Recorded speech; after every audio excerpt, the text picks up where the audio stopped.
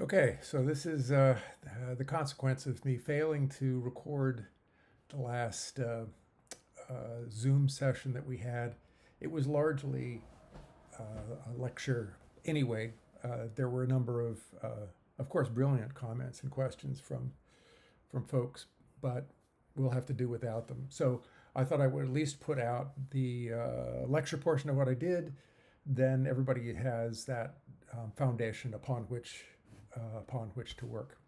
So this is on Nixon and Watergate. Um, we already covered his sort of electoral history coming into the White House in 1968. This is really moving forward into Watergate. Uh, so for reference purposes, for understanding uh, Nixon a little better, Nixon was simply not an ideologue. He really wasn't sort of committed to being an extreme conservative or even conservative. He often looked for opportunities to get policy victories and didn't really care where they were coming from. So, for instance, there were really important amendments to the Clean Air Acts in 1970 and 1971 that Nixon uh, oversaw. Um, and interestingly, particularly given the Republican Party's embrace of supply side economics, beginning with Ronald Reagan, Nixon actually worked with a Democratic senator from New York, Daniel Patrick Moynihan, to put together a proposal for a guaranteed income. And the guaranteed income would essentially pay us a stipend, an amount of money to raise everyone from whatever poverty level they were at to this guaranteed income level. Uh, I don't know that we've had anything that progressive since that point in time. It's interesting to get again a little bit of the flavor of Richard Nixon, to read the book that Daniel Patrick Moynihan authored, who's also a political science professor, called "The Politics of a Guaranteed Income." Uh, Obviously, anyone embracing that kind of proposal would have been ostracized in the Republican Party, the really conservative Republican Party, beginning with Ronald Reagan.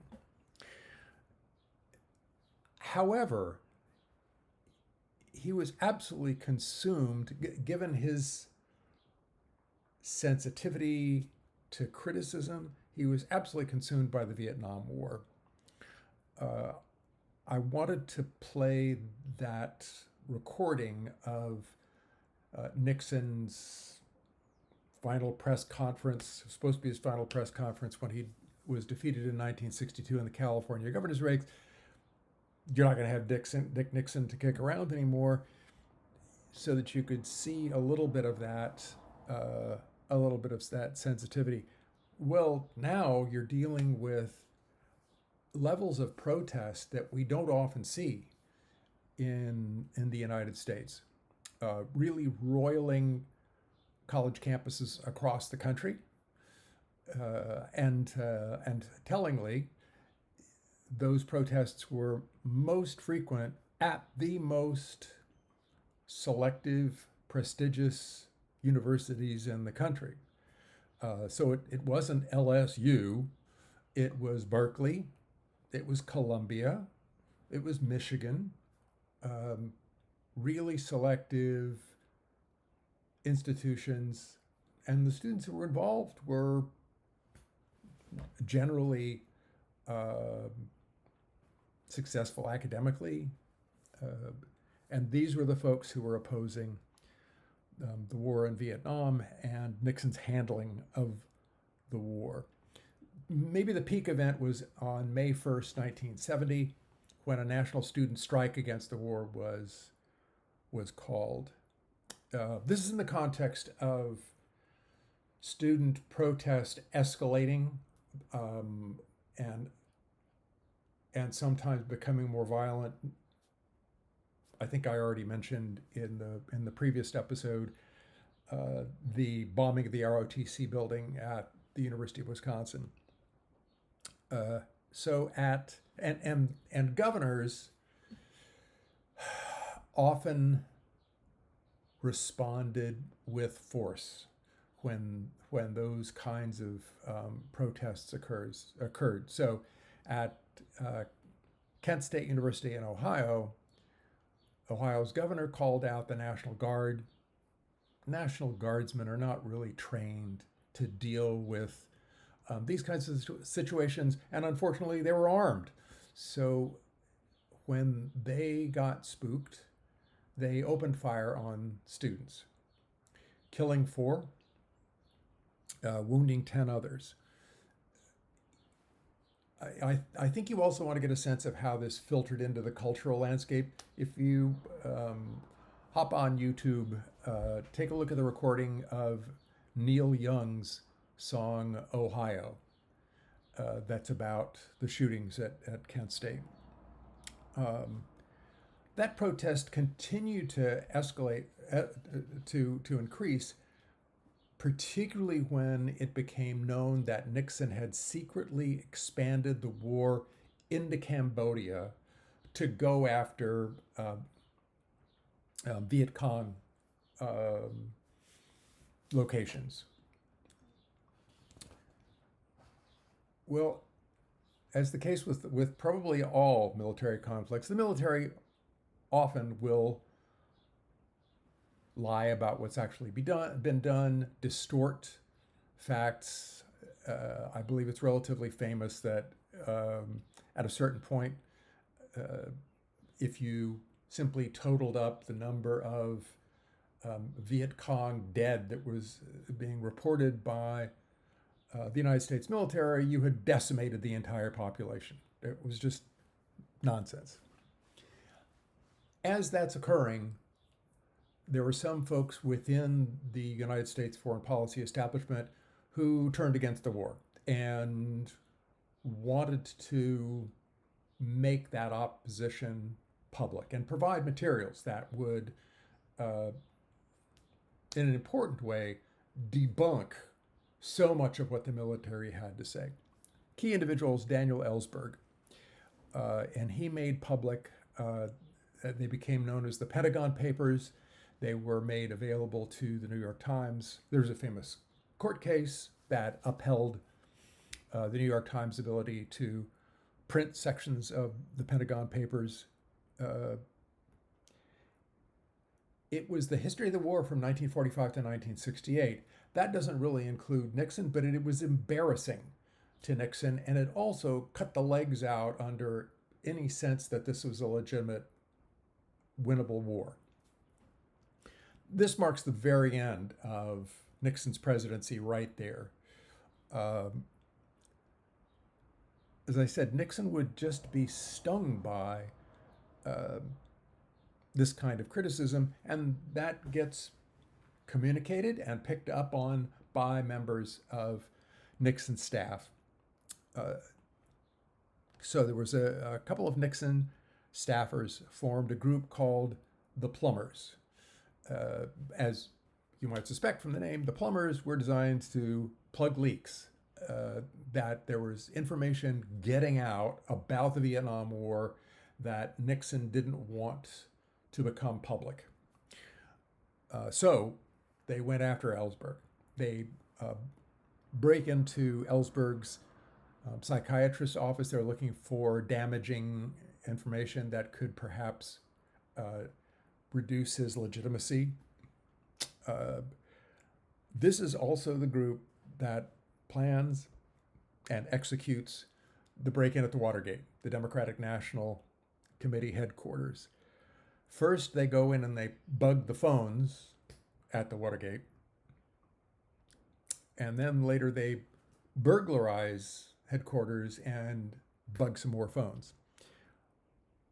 All of these activities of the Plumbers fell under the aegis of the Committee to Re-elect the President, with the delightful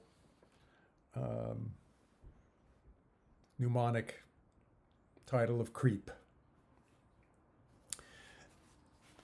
Nixon staffers also started putting together an enemies list.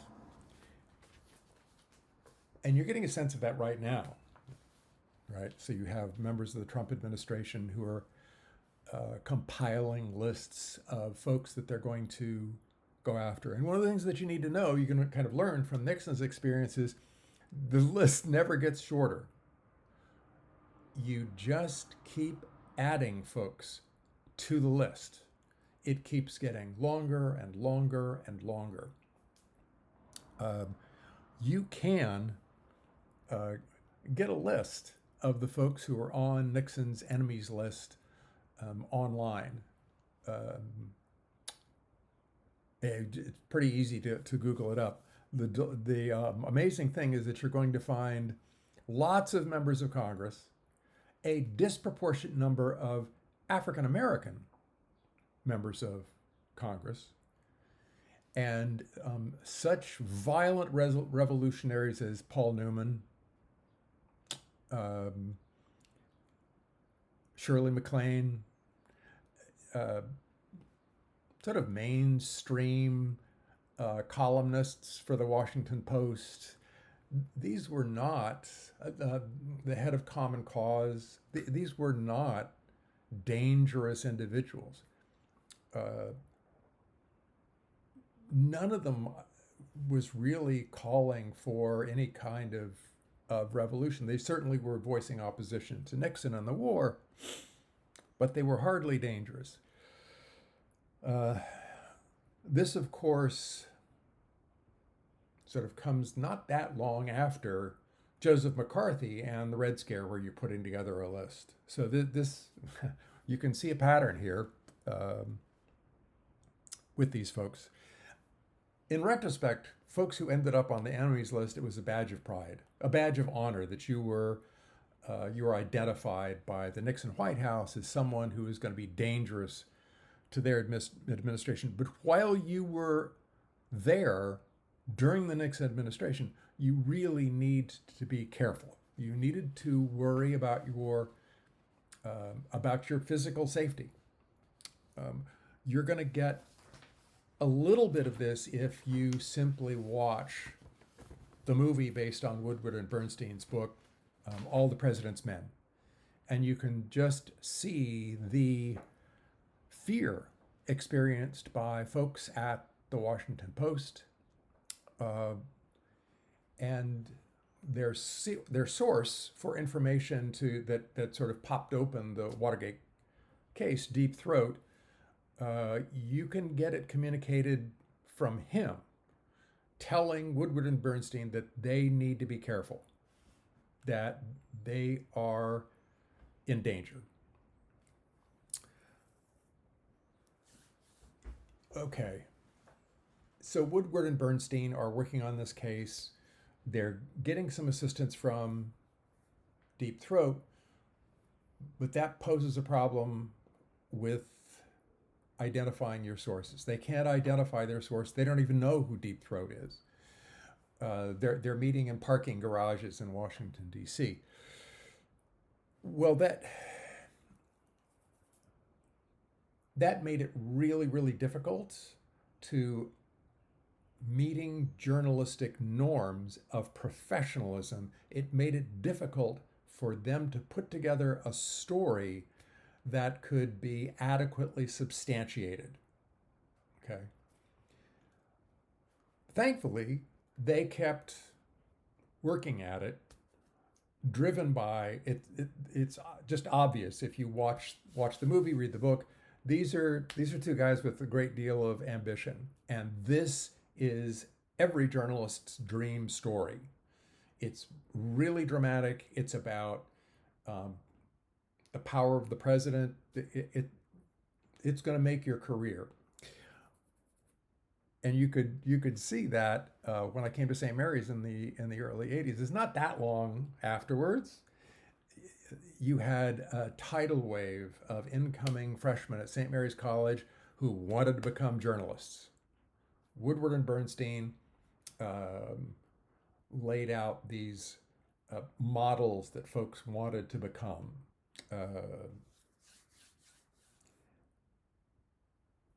The problem was they were out there on their own. Other journalists who were used to, they do your beat. They're at the Supreme Court, they're at the White House, they're with, and it's important that you protect your sources. You need to make sure that you have maintained the kind of relationship with your sources so they are willing to give you information. And this made journalists really reluctant to go along with Woodward and Bernstein. And in fact, they protected their own reputation sometimes by ridiculing what Woodward and Bernstein were doing. Even occasionally trying to discredit those stories. And Nixon helped out. Nixon had his press secretary, Ron Ziegler, attack the integrity of Woodward and Bernstein repeatedly. Ordered Ziegler to deny access to the Washington Post. This is going to sound familiar. So they were putting the story together under pretty grave threat to their safety and lives. Nonetheless, they keep getting information from Deep Throat. The story continues to slowly build, and as information about the burglary begins to leak, Congress finally gets around to starting. They put together impeachment resolutions, and the Senate in the House, and the Senate pushes for a special prosecutor to investigate the Watergate scandal. In fact, things are moving at a pace that they give the special prosecutor a very broad grant of authority. They are empowered to investigate everything related to, quote, all offenses arising out of the 1972 election. Archibald Cox is appointed special prosecutor by Nixon's Attorney General Elliot Richardson, who is given sole authority to fire or dismiss Archibald Cox, but under very limited circumstances. There have to be, quote, extraordinary improprieties to justify Elliot Richardson firing Archibald Cox. This is important for later on.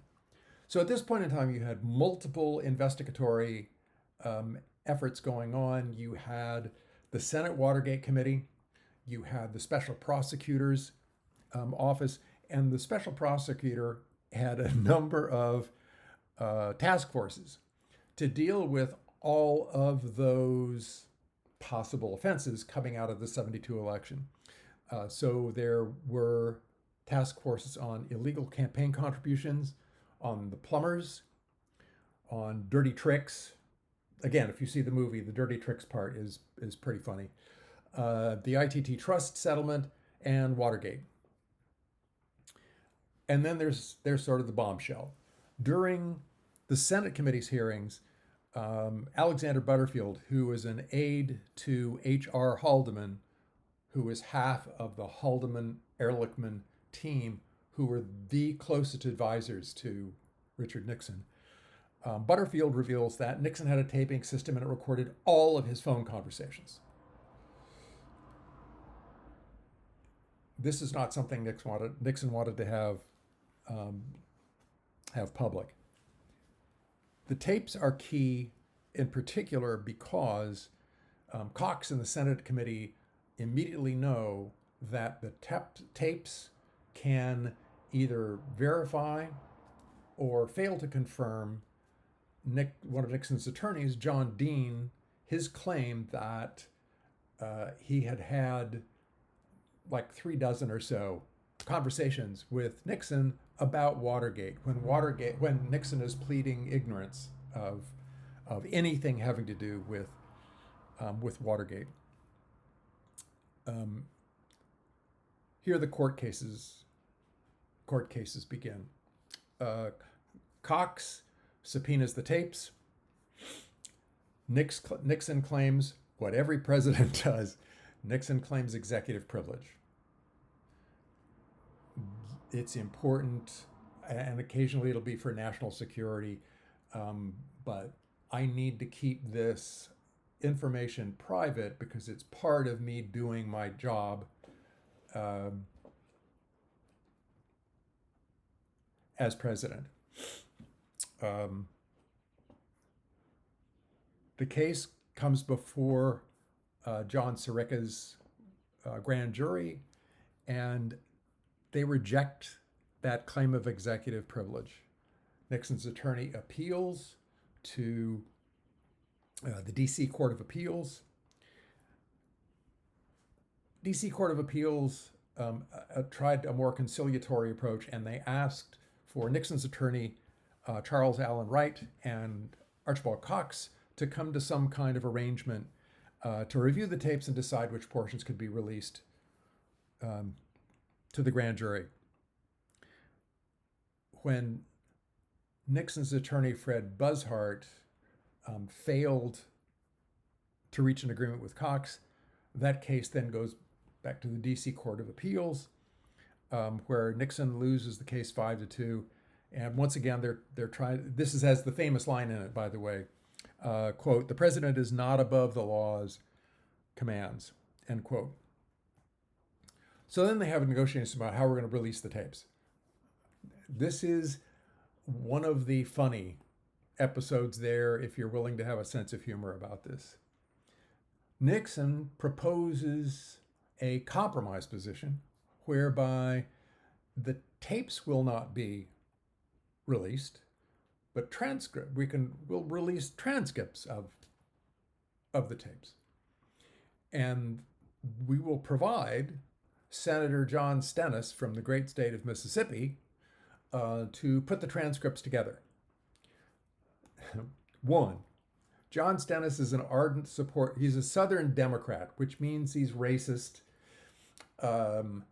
And Southern Democrats vote on lots of issues, on most issues, along with Republicans rather than the Democratic Party.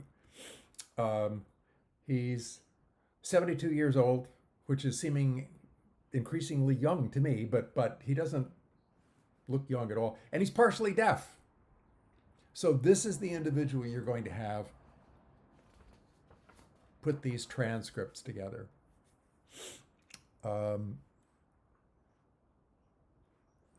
Here's an additional thing. In retrospect, a lot of people don't realize this. Although all of this going on meant that Nixon's approval ratings were plummeting. They were like 27% approval ratings. Members of Congress were reluctant to push too hard on Richard Nixon. Repeatedly, they referred to a desire to avoid a constitutional crisis. If I can go back to the organic Constitution, first, they found it hard to believe that an elite, the occupant of the presidency, would behave in these ways. It was a combination of the seriousness and the silliness of some of the actions taken by, purported to have been taken by the Nixon administration. So they were really reluctant to move forward. So you had great public disapproval of Nixon, and then really reluctant movement on the part of Congress. Archibald Cox sort of saves the day by holding a press conference because they've come to a logjam in terms of figuring out how to deal with tapes, and at the press conference explains what he's asking for, why it's necessary, and why this case is so important. The press coverage shifts dramatically at that point, and that adds to pressure on members of Congress to say, maybe we need to push a little harder here. I had a discussion with I think was actually with a couple of folks when I didn't record, uh, about whether those members of Congress were really upholding the organic Constitution or they were failing because they weren't doing what was called for them to do in the formal Constitution. And I think the point I want to make is that it's arguable, but they were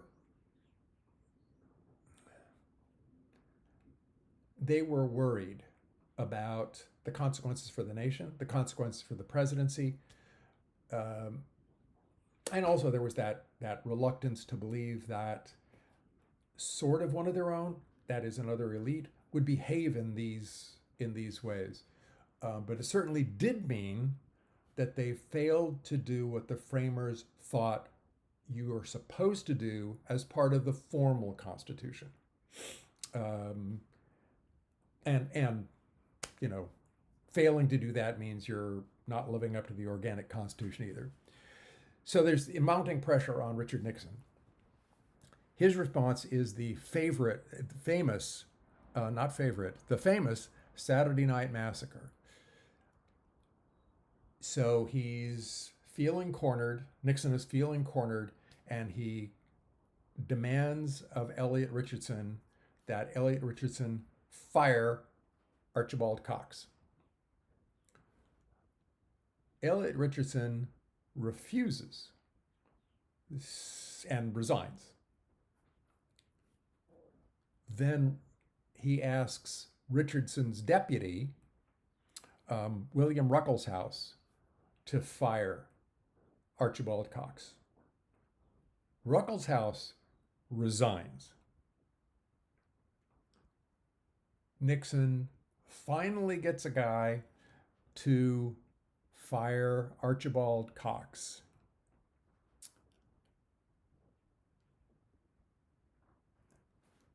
Here's a side note for you. Conservatives will complain about how politicized the judicial nomination process has become and point to, in their mind, the seminal event that started all of this wicked politicization of the supposedly apolitical judicial nomination process. That involved Reagan's nomination of Robert Bork. Robert Bork was the one who was willing to fire Archibald Cox. There is an incredible amount of amnesia that forgets that Bork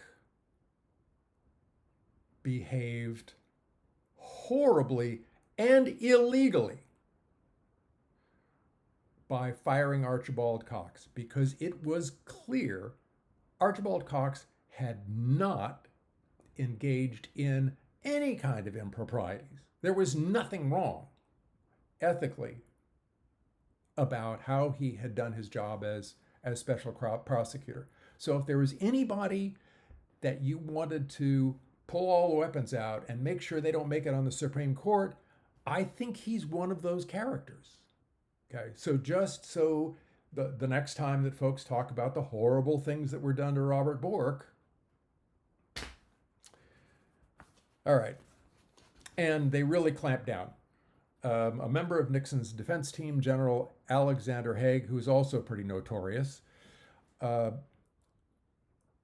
orders the offices of the special prosecutor and Richardson and Ruckelshaus to be sealed. So staff can't even get in to do their work. Haig, by the way, ran for the Republican nomination for the presidency in 1988. Just another one of those side notes. As a consequence of the massacre, Nixon then really continued to lose support in Congress, even among Republicans and some Southern Democrats. Leon Jaworski replaces Archibald Cox, and he's the one who takes the case on the tapes on the tapes to the Supreme Court, and that's where you get the famous U.S. v. Nixon case. Nixon loses the case 8-0 and resigns 15 days later, rather than face impeachment by the entire House. The House Judiciary Committee had already passed 3 articles of impeachment: obstruction of justice, violation of the constitutional rights of citizens, and abuse of power. Although the Republican support for these resolutions was not monumental, there was at least some. So 7 of the 17 Republican members of the House Judiciary Committee voted yes on at least one of the articles of impeachment. And one Democrat voted no on one of the articles. I want to add on to this because there is so much about Watergate to address, more than just the burglary. The campaign finance violations. A number of corporations ended up pleading guilty to charges of violating campaign finance violations. Some of these don't exist anymore. Braniff Airlines, Ashland Oil, Gulf Oil, 3M, Phillips Petroleum, and Goodyear Tire and Rubber. Nixon had already extorted a large campaign contribution from the dairy industry by raising milk price supports so that dairy producers would make more money. So now I want to put this together and have some things to say about American politics and how it's affecting the organic Constitution. Norms, values, behaviors that the framers thought would guide elites and ordinary citizens. First, and we've hit this before, first, they certainly believed that elites would honor and respect the institutions which they served. And that's an important way to see the issue. The whole checks and balances thing doesn't work if elites in those institutions don't care about the integrity of the institution where they serve. If they don't follow the laws, if they don't follow the Constitution. Nixon placed his own personal ambitions above those of the presidency and the integrity of the office of the presidency. And that, again, that respect for that office was really supposed to be held by other elites in the government. And you could see that in the way that some Southern Democrats responded, some Republicans responded, and the fact that Republicans were in disbelief that this couldn't possibly be happening. A related point to Nixon sort of being out for himself and not for the institution, he took over resources of the government and used them for his personal purposes, to protect him personally, to attack his personal enemies. For all the talk about executive privilege, that was just a smokescreen.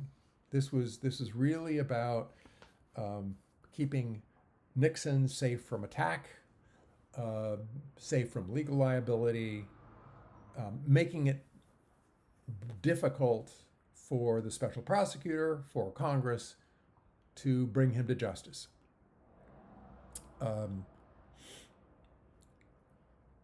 To villainize everyone who is attempting to bring him to justice.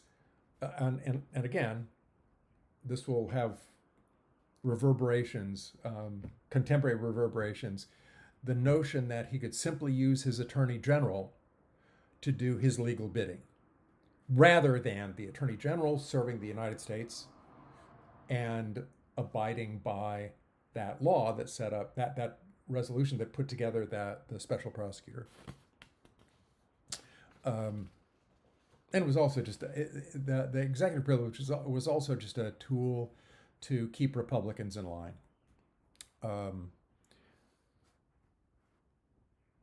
Another way of putting it is Nixon used the Constitution as a way to keep himself in office rather than to protect the Constitution. Such kind of self-interested, manipulative behavior, that is not what the framers expected from elites. So that takes care of that. Now let's look at ordinary citizens. And here the media, the one with real journalists, not celebrities, not personalities, but individuals who followed journalistic norms. They're certainly better than Fox. They're certainly better than, sources of news on social media, but they had certain biases that had harmed the organic Constitution. As much as journalists want to take pride in Woodward and Bernstein and lionize them after the fact, they hadn't really moved forward on this. And it was journalists not providing ordinary citizens with the information that they needed just so they could protect their own professional standing.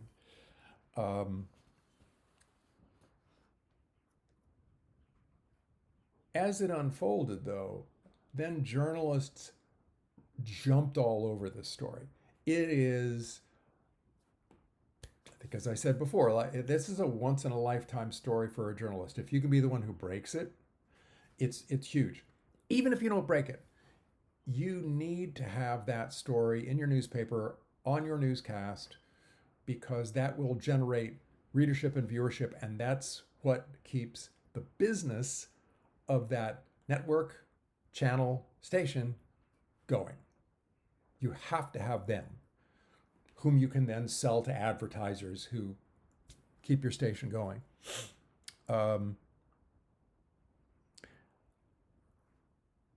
You get this wildly entertaining story.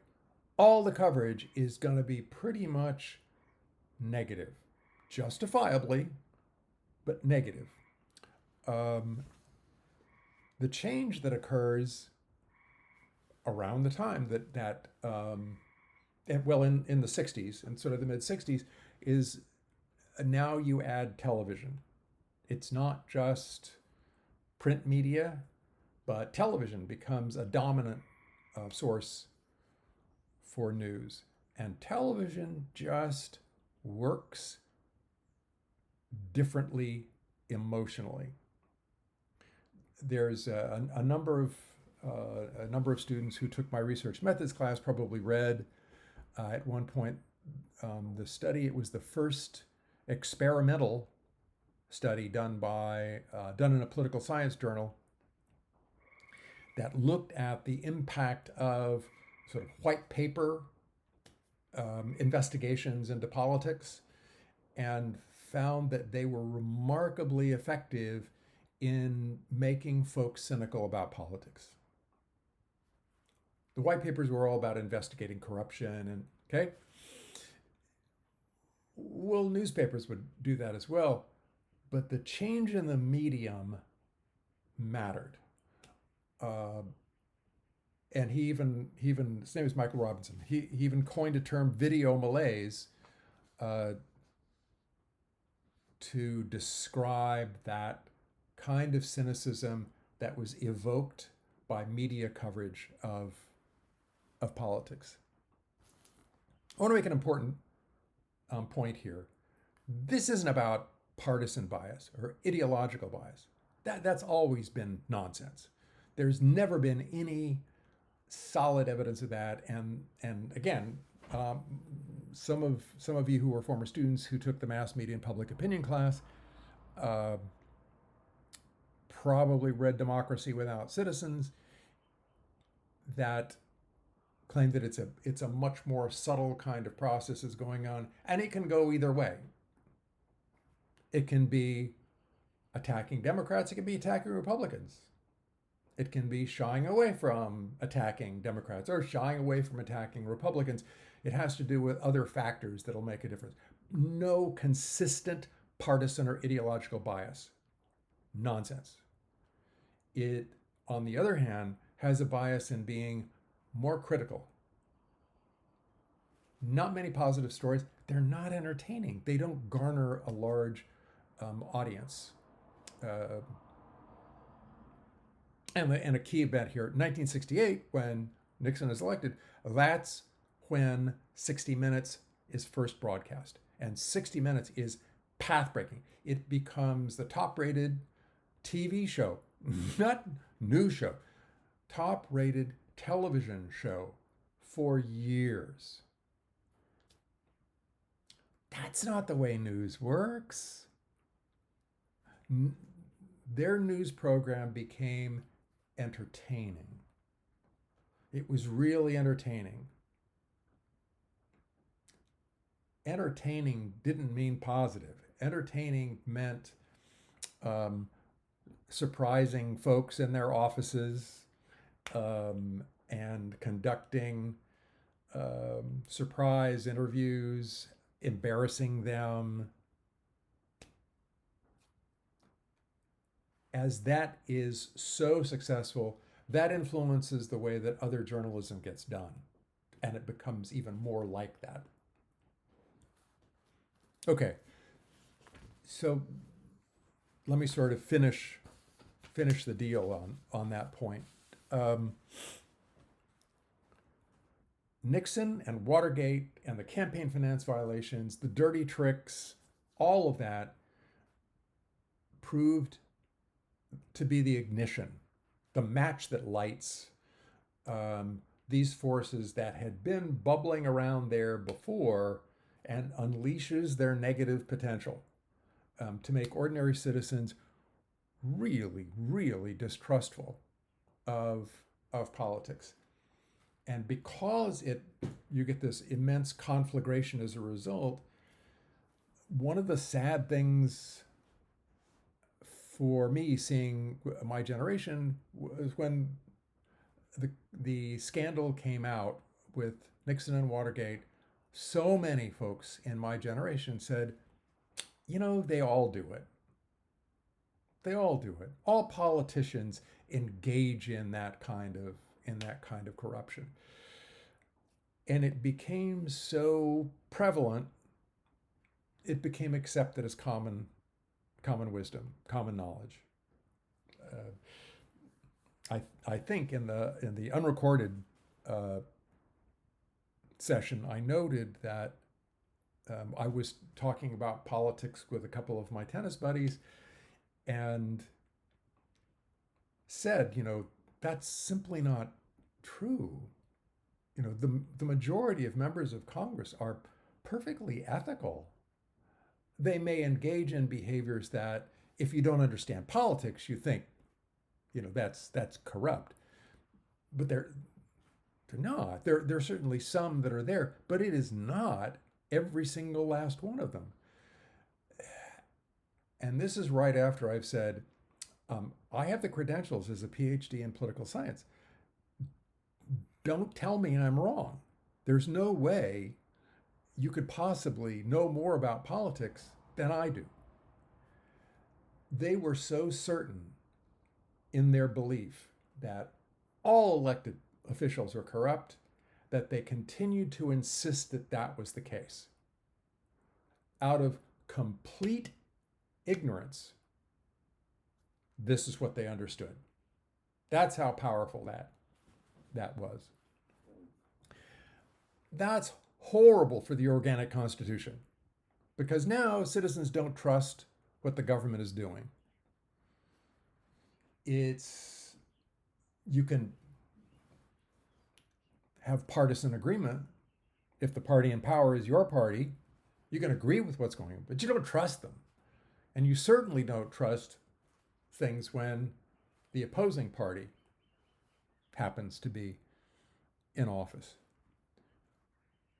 So you get folks who check out of politics, or when they get engaged in politics in much more extreme ways, sometimes violent ways that don't work well with the Constitution. The Constitution is not really based on folks taking to the streets to get things done. But this is what that's created, and it also means it's going to create a great deal of political instability in election results. We're not quite France, but we're moving in that direction. My joke about France is the worst thing you can do for your approval rating in France is to get elected. As soon as you're elected, all of the instruments of criticism get trained on you. You're delegitimized, and the opposing party can jump in.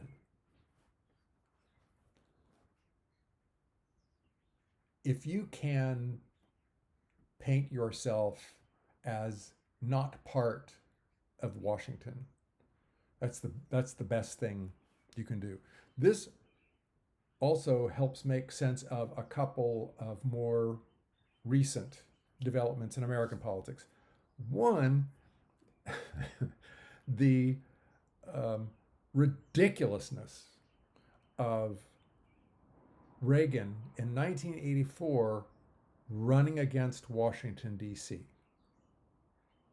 He'd been president for 4 years. Where do you think he was? But he set forth an image that distanced him from Washington, D.C. and politics. He wasn't part of that. And the fact that he had minimal political experience beforehand, he was governor of California. California did not have a particularly strong gubernatorial system, and a lot of policies got put in place in California through the legislature, and Reagan just let it happen. So the notion that he could run against Washington when he'd been there 4 years and win, that's pretty remarkable. The second thing I want you to take a look at is the not insignificant number of individuals who first voted for Obama and then voted for Trump. And that just doesn't seem to make any sense, right? Those are two individuals who aren't going to play well together. Trump's one of the famous moments involving the two of them together is the White House press dinner where Obama just absolutely destroys Trump's idiocy about the birther nonsense. And you can just see Trump is stewing in the audience. He's stuck. He can't leave. He has to listen to this stuff, and he can't talk back. As much as lots of folks would take a look at Obama's campaign and see it as really positive. You know, the slogan was change. Well, I think a lot of people there change. Okay, so this is change to improve things. It's a positive kind of thing. Folks who are less well informed are going to take that energy and think of it as we're going to change what's going on in Washington, D.C. because it's corrupt and it's awful. We're going to change that. Well, then it became a short walk for them to say, yeah, and Donald Trump is going to do that too now. So they first voted for Obama, maybe not both times, but one of those times, and then they voted for Trump in 2016. This is not a a good sign for American politics. Uh, and of course, Trump added a whole bunch of really, really disengaged voters who didn't vote for anybody in the past. Okay. And now for the campaign finance violations, because they're incredibly important for the organic Constitution. Remember, I'd laid out the framers are living in relatively static 18th century America. They can't foresee the rise of multinational corporations. They don't think that there are going to be huge corporations in the United States that dwarf the power of single individuals. They don't see that coming. But their mere existence poses a danger for the organic Constitution. For all of Mitt Romney's protestations, corporations are not people. If you're simply speaking the English language, they are not people. They can be treated as legal fictions as people, but they're not people. And then that means that if you're going to treat them meaningfully, you treat apples like apples, oranges like oranges, you make a meaningful distinction between the two. The courts have never done that. I'm not even going to get into the fallacies in which they've engaged here, but there has been a failure to think carefully about and to understand how what sorts of rights, privileges, and regulation need to be applied to corporation that are not the same as those you apply to ordinary individual citizens.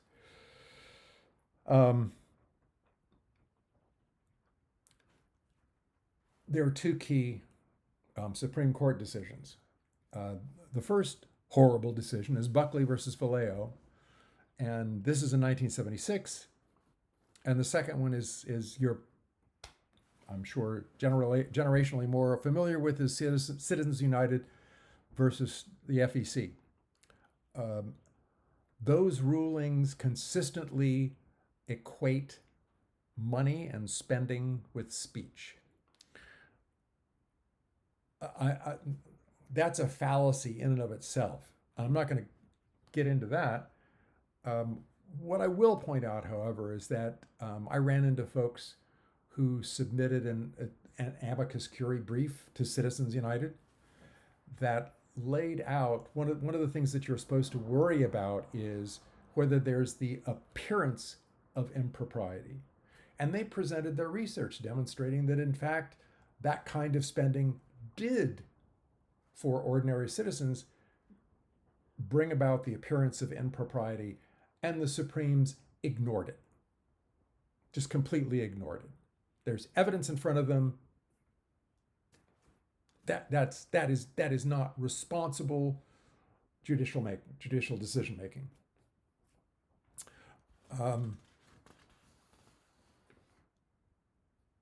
And it means that you have really empowered these entities that the framers didn't even conceive of. You really need to now not just think about, well, there are elites and there are ordinary citizens. Well, and there are also large corporations. And they're not like elites, and they're not like ordinary citizens. Let me hit why they're not like elites. Not like elites in the way that the framers wanted elites to be. If you remember, one of the characteristics was you're so well off that you don't need to be self-interested. You can afford to take the larger view, to be more public interested, to be less concerned with making more money because you already have plenty. None of those things apply to corporations. They don't say, we've made enough profit, we're going to lower our prices. There's absolutely none of that at all. They're going to keep looking to increase their profits generate revenue for shareholders. It's their logic, it's what they do. They also could care less about the public good. The American Petroleum Institute, you really think they care whether there's any kind of pollution, if there's destruction of the environment? No. They're going to cover their butts so that they can continue to make those profits, but they're not going to suffer any pangs of guilt. Do you think that Smith & Wesson is going to feel regret over school shootings? Not a bit. Again, they will simply move to protect their profits, and that's it. Financial institutions. Are they going to be concerned about levels of poverty they help create? No, no.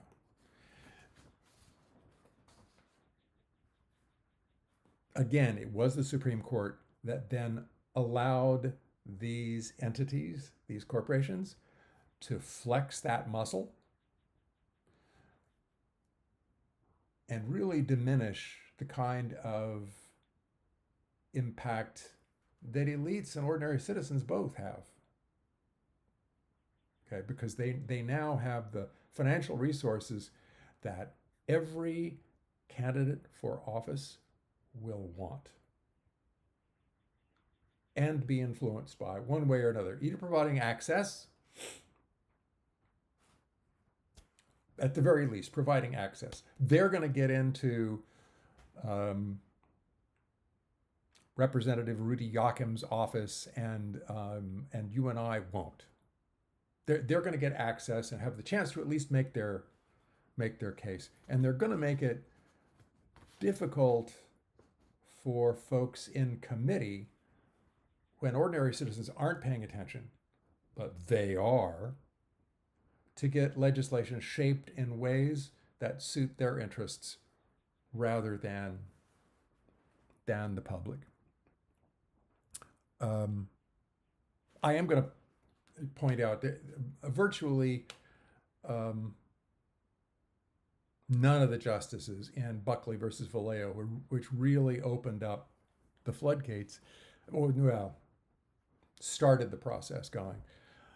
Only Byron White, he was the only member of the court who adequately voiced criticisms of the decision and talked about the damage in treating campaign spending as speech and not providing adequate regulation thereof.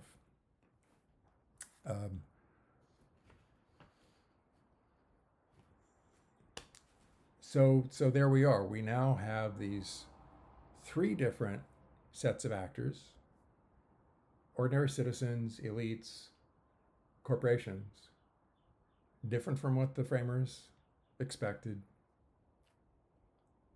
losing a number of the virtues. And we talked about Nixon as an elite,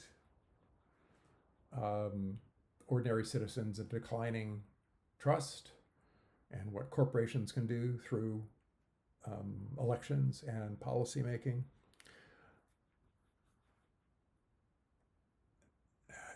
The upshot should have been that we should have learned from Nixon and Watergate and the campaign finance law violations that this is a dangerous situation, and instead we just failed to deal with it. So on that happy note, I will close this off, and I believe the next episode we will take a look at Gerald Ford's pardon of Nixon and the campaign and presidency of Jimmy Carter. So hope to see you then. Take care all.